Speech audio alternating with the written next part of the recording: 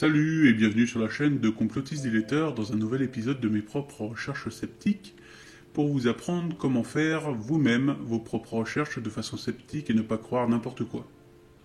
Nous allons analyser une publication parue cette semaine qui parle des morts qui ont eu lieu à San Francisco à cause du fentanyl, un médicament de Big Pharma, et qui fait bien plus de morts que n'en fait la Covid.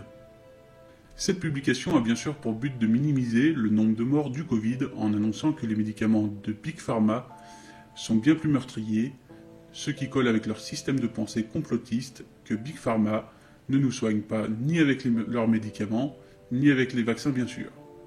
Alors, quel est le premier réflexe à avoir devant ce type d'article dans un premier temps? Ça va être de commencer à rechercher qu'est-ce que le fentanyl. Car à moins d'être expert du domaine, il est fort probable que vous n'ayez jamais entendu parler de ce médicament et que les complotistes ne savent sans doute pas ce que c'est non plus. Faisons donc nos propres recherches, comme eux, mais de façon sceptique, en utilisant une méthode de vérification de l'information. Prenez votre moteur de recherche et recherchez fentanyl. Si un résultat vous le propose, je vous recommande de vérifier ce qu'est le fentanyl sur Wikipédia, qui est une encyclopédie plutôt fiable et complète. Attention par contre, Wikipédia n'est pas une encyclopédie parfaite et contient aussi des erreurs, mais vous trouverez toutes les sources en bas de page de tous leurs articles et je vous invite à vérifier ces sources ou à chercher d'autres sources, surtout si vous consultez des sujets controversés pour avoir une information toujours plus fiable.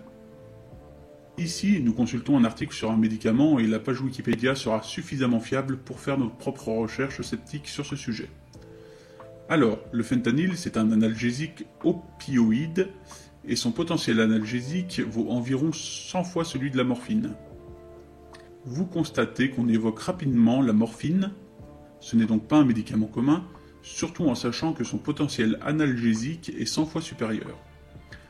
Dans la section « Utilisation thérapeutique », on constate en effet que c'est un médicament utilisé pour des douleurs chroniques permanentes, intenses, résistantes aux autres antalgiques et d'origine cancéreuse. Mais vous l'aurez peut-être déjà vu, le fentanyl est aussi utilisé comme drogue, donc utilisé en dehors de tout cadre médical contrôlé, ce qui n'a plus rien à voir avec Big Pharma. Nous allons donc reprendre notre moteur de recherche et on va rechercher fentanyl San Francisco.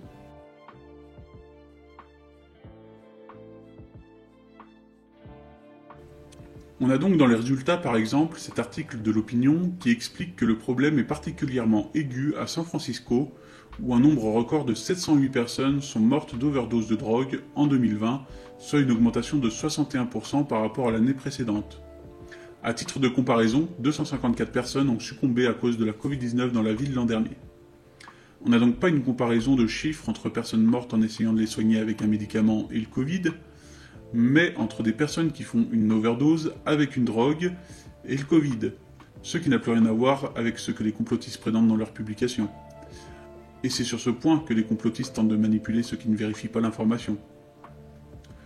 On remarquera que dans cet autre article du Monde, que cette information date de février 2021, donc que c'est une vieille information qui est manipulée, et que San Francisco possède le taux de mortalité par Covid-19 le plus faible de toutes les grandes villes américaines.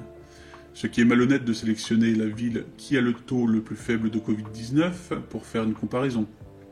Pour être honnête, il devrait par exemple utiliser un taux moyen, pas le taux le plus bas. Voilà, grâce à nos propres recherches sceptiques, on sait maintenant qu'ils ont utilisé des chiffres d'un autre article au sujet d'overdose de drogue et non de médicaments pour nous faire croire quelque chose de complètement faux et que les chiffres utilisés sont ceux d'une ville qui a le taux de mortalité de Covid le plus faible, ce qui est très malhonnête de leur part. Voilà comment la méthode sceptique permet de fiabiliser l'information que nous recevons, méthode qu'une fois encore les complotistes n'auront pas suivie et les aura conduits à partager cette désinformation. C'était un épisode de mes propres recherches sceptiques.